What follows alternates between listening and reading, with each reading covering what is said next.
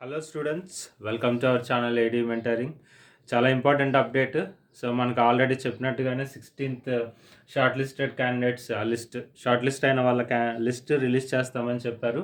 So release చేశారు. ఆ details, important information వెళ్ళే ముందు సో నా సైడ్ నుంచి చిన్న రిక్వెస్ట్. సో వీడియోని స్కిప్ చేయకుండా లాస్ట్ దాకా చూడండి. ఇంపార్టెంట్ ఇన్ఫర్మేషన్ చెప్పబోతున్నాను. And one more thing, so please do subscribe, do like, do share. So share చేయండి, సబ్స్క్రైబ్ చేయండి, లైక్ చేయండి. వీడియో నచ్చినట్టయితే తప్పకుండా ఇన్ఫర్మేషన్ మీ ఫ్రెండ్స్ వరకన్నా అట్లీస్ట్ షేర్ చేయండి. డౌట్స్ ఉంటే కామెంట్ చేయండి. నాకు తెలిసిన వాటికి డెఫినెట్గా నేను రిప్లై ఇస్తాను. అండ్ డీటెయిల్స్లోకి వెళ్ళే ముందు రిలీజ్ చేశారు. సో వెబ్సైట్లోకి మనం యాజ్ యూజువల్గా ఆర్జుకేటి వెబ్సైట్ ఏదైతే ఉందో అందులోనే రిలీజ్ చేశారు. సో దీనికి సంబంధించిన లింక్ డిస్క్రిప్షన్లో ప్రొవైడ్ చేస్తాను మీకు. బట్ ఇన్ఫర్మేషన్ ఏంటి అనేది చూద్దాము, అక్కడ ఏమి ఇచ్చారు అన్నది. So list of short listed candidates for phase 2 counselling అని ఇచ్చారు. సో ఇక్కడ మీకు ఇచ్చిన ఇంపార్టెంట్ ఇన్ఫర్మేషన్ ఏంటి అని అంటే, కౌన్సిలింగ్ ఎప్పుడు జరుగుతుంది. Counselling already discuss 22-21. So Saturday, ఇది సాటర్డే వస్తుంది. ఆల్రెడీ చెప్పినట్టుగానే ఫైనలైజ్ చేసేసారు. సో 20th కౌన్సిలింగ్ జరుగుతుంది. సో నూజివీడు క్యాంపస్లో జరుగుతుంది.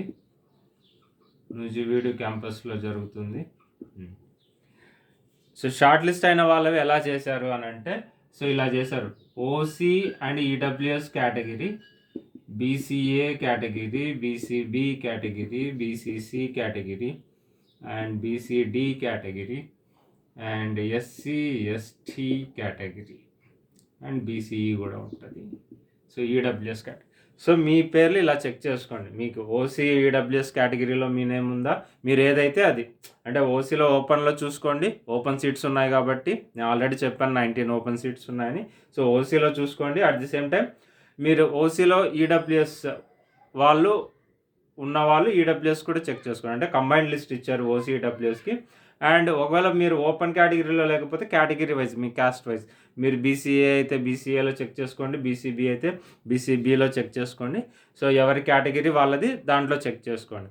అండ్ ఇంకో ఇన్ఫర్మేషన్ ఏంటంటే, seat is not guaranteed as more number of candidates have been short listed for counselling than the available seats and many of the candidates who are admitted in RGUKT campuses in the first phase counseling are also shortlisted for second phase counseling as per their merit and category. So rules of reservation అనేది. So ఇంకా మీకు doubt ఉంటే ఎవరికన్నా, so మన ఛానల్లోనే playlist create చేశాను second phase కౌన్సిలింగ్కి సంబంధించి. ఒకసారి ఆ వీడియోస్ కూడా చూడండి, మీకు ఒక బెటర్ ఐడియా వస్తుంది. అండ్ దీంతోపాటు సో రిపోర్టింగ్ టైం ఇచ్చారు. సో 8 AM, మార్నింగ్ 8కి రిపోర్ట్ చేయమన్నారు.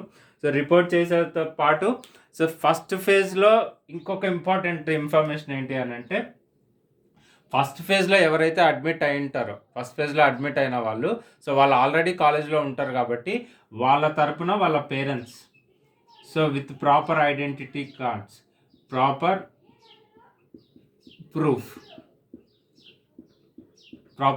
అంటే వాళ్ళ ఫాదరు లేదా నేను వాళ్ళ మదరు అనేసి దానికి సంబంధించిన ప్రూఫ్స్తో మీరు మీ పిల్లల తరపున, అబ్బాయి కానీ అమ్మాయి కానీ, ఎవరైతే ఫస్ట్ ఫేజ్లో సీట్ వచ్చి ఆల్రెడీ ఆ IIITలో చదువుకుంటున్నారో ఫస్ట్ ఇయర్ PUC 1, సో వాళ్ళు సెకండ్ కౌన్సిలింగ్కి ఎవరైనా షార్ట్ లిస్ట్ అయితే వాళ్ళ తరపున వాళ్ళ పేరెంట్స్ కూడా అటెండ్ అవ్వచ్చు. అది మీకు ఇక్కడ 5th పాయింట్ లాగా ఉంటుంది అనమాట. If candidate is already admitted in any one of the RGUKT campuses in the first phase counseling on behalf of his or her parents can attend the counseling with proper identity proof of the parent.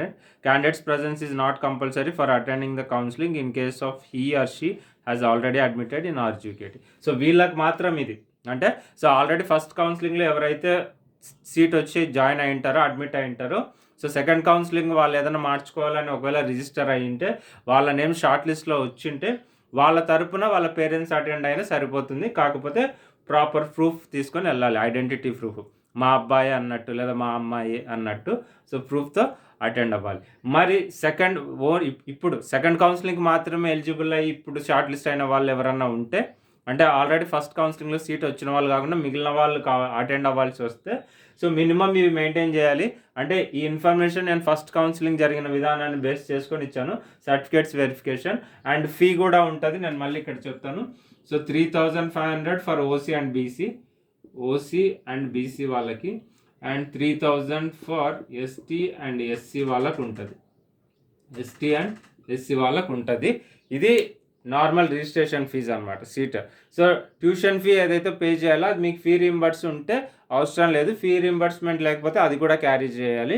But దాని గురించి సంబంధించి ఇంకా details ఏమన్నా మీకు ఎలాంటి details ఇస్తారో దాన్ని బట్టి ఇంకా ఈ 4 డేస్లో దానికి సంబంధించిన కంప్లీట్ ఇన్ఫర్మేషన్ అఫీషియల్గా అప్లోడ్ చేస్తాయి. ఇది నేను ఇచ్చిన ఇన్ఫర్మేషన్, ఇది ఫస్ట్ కౌన్సిలింగ్ సంబంధించిన సర్టిఫికేట్స్ వెరిఫికేషన్, దాన్ని బట్టి మీకు ఇక్కడ ప్రొవైడ్ చేస్తే ఒకసారి ఏమైనా ఇందులో లేకుంటే చూసుకోండి. అండ్ ఇక్కడ జిరాక్స్ ఇవి ఒరిజినల్స్ ఉండాలి ఇక్కడ రాసినవన్నీ, అండ్ 3 సెట్స్ జిరాక్స్ కాపీస్ కూడా సబ్మిట్ చేయాల్సి ఉంటుంది. అండ్ మీకు ఓవరాల్గా ఒక 5 to 7 జిరాక్స్ సెట్స్ పెట్టుకోండి.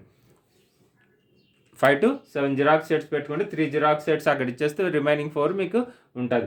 ఎవరైతే ఆల్రెడీ ఇంటర్లో చదువుతున్నారో వాళ్ళు టీసీ తీసుకోవాలి. మీరు ఇప్పుడు ఇంటర్ చదువుతుంటే ఇంటర్ కానీ, డిప్లొమా చదువుతుంటే డిప్లొమా కానీ, అక్కడ నుంచి టీసీ తీసుకొని ఇక్కడ ప్రొవైడ్ చేయాల్సి ఉంటుంది కౌన్సిలింగ్ రోజు, లేదా దానికి ఏదైనా టైం ఇస్తే ఆ రోజు. సో టీసీ అయితే సబ్మిట్ చేయాలి, దీనికి సంబంధించిన ఇన్ఫర్మేషన్ అది. సో ఇంకా మీకున్నవి ఇవే.